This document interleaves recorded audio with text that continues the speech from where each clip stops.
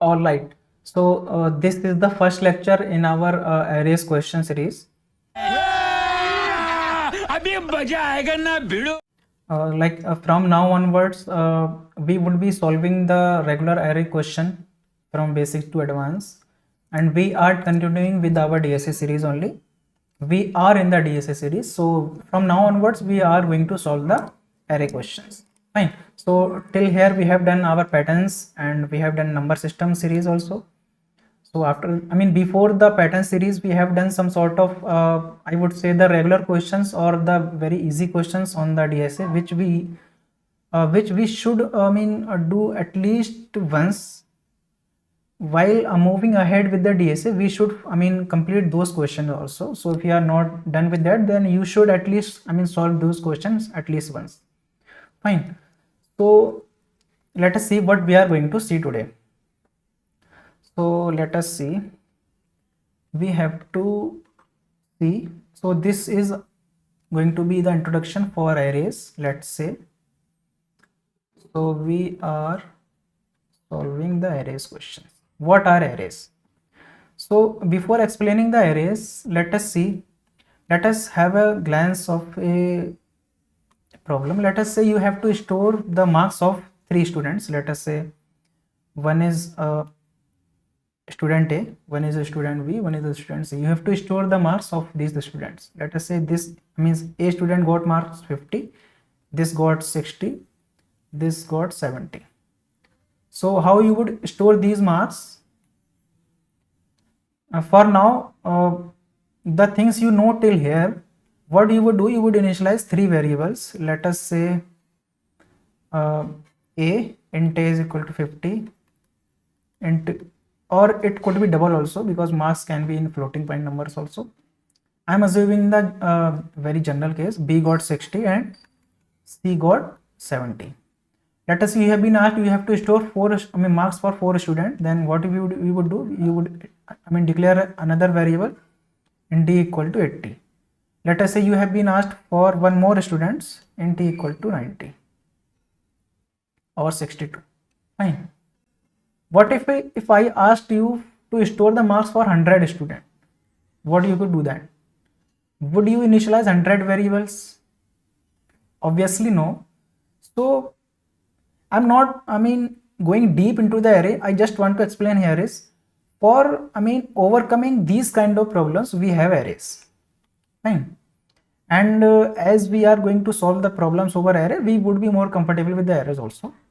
So for storing 100 variables or 100 values inside a single variable, we have the concept of arrays. Fine. So let us say you have been asked for storing the, let us say 100 student marks. So what would you do? You would declare an array of 100 size, and you would store each value into the index of the array. So that syntax for declaring the array, let us say you in the Java only. So let us say you are declaring the integer array. So you have to write int and the name of the array, which is, let us say, ARR, and you have to put the square brackets just after the name of the array. So this is the, I would say, declaration of array, and you have to initialize it also. So you have to write the new statement and the type of the array for which you are initializing the array, and you have to mention the square brackets. And here in the square brackets, what you have to do, you have to define the size. At what size you want to declare this array. Let us say I want to store the marks for 100 student, then I would initialize this array of 100 size. Let us say you have been asked for store marks for I would say 1000 student, then what we would do, you would just write int and 1000.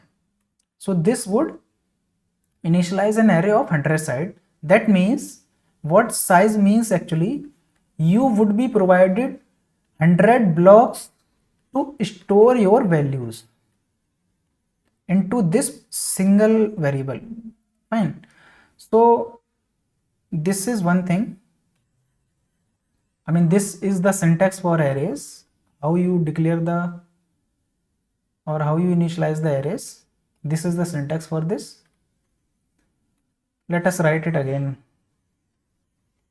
because we would need it very frequently. Int arr new int of, let us say, 5 size. I am declaring an array of 5 size. So what you could do, you could simply, let us say you have to put 5 values. So what you can do, you can put first value inside the 0, let us say 16. So 0 means we are, like in the management of arrays, we have, let us say I have declared the 5 size array, then what would you get in the output? You would get 5 blocks, and you can call the address of these 5 blocks for your purpose. They are not actually the address, but you can call them as address also. So this is the, I mean, let us see, have been stored 50, 60, 70, 90 and 100. So I mean 50 is stored at 0th index, 60 is stored at first index, 70 is second, third and fourth. That means if you have been initializing the 5 size array, then you are initializing the array from 0 to 4, 1 less than 5.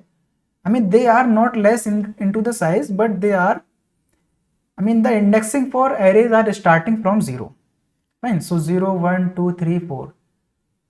So let us say I am asking you to access the last element of the array. Then you might be thinking that I have to write it like this, a of 5. But this is wrong. This would give you an exception, because 5 index is not existed in the array. The last index of this array is 4. So you have to write like this, a of 4, to access this element. And if you have to access the first element, then this is first, this is second, this is 0th. Of course, in the general term, this is first element, but in the term of arrays, this is the 0th element. Fine. So this is the introduction for arrays. Let us see a very quick, a very little explanation about the memory management of arrays, how they are, managing the memory. So let us say this is your stack. Fine. And you have initialized this variable as arr. So this variable has been initialized into this arr. Fine. So this is stack. And along with that, let us say, so if when you write this statement, new int of 5, then in the heap, what is going into the, in the behind the scene, the 5 blocks have been created for this particular variable, and the address, let us say the address for this first, let us say, and initially the values are stored into this is 0, 0, 0, and let us say address for this is 4k, let us say 4000. So what would be the address for this, because the values in the array are stored in the sequential manner, they are linear.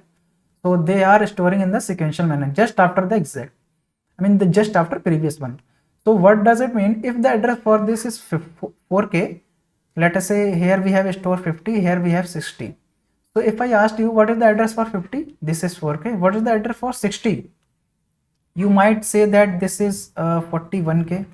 This is wrong. Why wrong? Because each digit or integer in Java takes 4 bytes of memory. Fine. So then, because this would store into the till 4300, because 4000, 4001, 4002, 4003. So this is 1 byte, this is 1 byte, this is one, the address of 1 byte. So the first element or first integer would consider or would occupy these much of space. The next element of this array would be starting from, I would write it here, would be starting from 44k till 47k. So the address for these values are like this. So this is how they have been initialized inside the heap or into the stacks. So this is the memory management for, I would say, arrays. And of course, this was the introduction part for arrays. Nothing much into this. Let us say you have to insert two, let us say this is the array which you have declared here, 0, 1, 2, 3, 0. This is the index for 0, 1, 2, 3, 4. So here you have been stored, I mean initial value for arrays are 0. Let us say if I asked you to store 50 at this index, so how would you write? A of 2 equals to 50. Fine. If I asked you 60 to store 60 into this index or in the last, then how would you write? A of 4 equal to 60. What if you write A of 5 is equal to 90? So what you are doing, you are accessing fifth index of this array, but fifth index is not existed in this particular array. That means you are going to get index out of bound of exception. Index out of bound exception. Fine. So if you are, or let us say if you are writing A of -1, then also you are going to get index out of bound exception, because the index which you are accessing from the array is no longer existed inside the array. That is why you are going to get the exception. Fine. So points from notice here, to notice here is, first of all, like for solving the problems, what we have to do, we have to take care of this syntax. This is one thing, how you would declare the array, and you have to take care of these also, how you would initialize or insert the values into the array. And you have to take care of this thing also, if you have been asked any question into your interviews, so that you can answer that is how the memories are being managed for the arrays. So this is third point. Fourth point is, let us say if I ask you to get the value of fourth index, then how would you write? Int a equals to A of 4. What you would get? You would get, let us say you have been stored 50 here, then you would get 50 into this variable, because you are taking the value of this particular index of an array into this variable. So you would get 50 into A. So this is the fourth point which you have to remember. Then how, first of all, how you saw that how you declare the array. Second point, how you can insert the values into the array. Third point, what is the memory management for the arrays. Fourth point, how you can access the values from the array. Fine. So they are, these 3 points are very important for solving the arrays problems. That is why I have explained, like you can say, a very little introduction of the arrays, so that you can have, you should have the clear information about the arrays. And if you want to go into the deep into the arrays, then you should follow the links which I would be providing into the description box, so you can check out those links also, because we are not covering arrays, we are covering the question for arrays. So to doing the question for arrays, we are fine with this knowledge. We don't need any extra knowledge. I can explain the arrays in a very deep manner, but I don't want to explain here because that is not relevant here. As we are going to solve the problems many times of the arrays, then we would be able to solve we would have the very clear information about the arrays. Fine. So I hope you got the logic or the information which I just explained about the arrays. So if you are confused with this, then I know I have not explained this in a very detailed manner, because we are not relevant with the arrays. We have to just solve the question of the arrays. So I would be provided some link into the description. You can learn from there also, or else you can directly skip to the question which I am going to discuss after that. So because nothing much till here. We have just see the index. This is the important. If you look at here, this is the important syntax for declaring the array. This is the most important to solving the problems of array. This one, and the inserting the values into the array. So that was it for this particular video. And if you like the video, then hit the like button, and if you are new to this channel, then hit the subscribe button also. And we'll see you in the next one. Thank you.